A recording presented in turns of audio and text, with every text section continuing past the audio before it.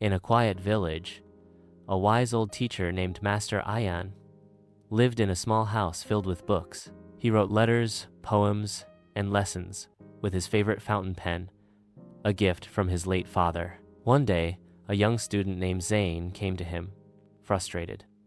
"Master, people insult me, mock my ideas. I want to write a harsh letter to teach them a lesson." Master Ayan calmly gave Zane his pen and said, "Use the ink wisely. That's all that's left."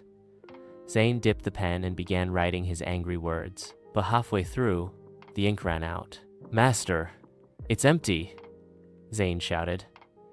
Master Ayan nodded. "Yes, it was the last drop of ink. Now, tell me, was it worth wasting your last words on anger?" Zane paused, looked at the half-written page, and felt regret. "No, I should have used it to write something meaningful." Master Ayan smiled. "Words are powerful. Use them to heal, not to hurt.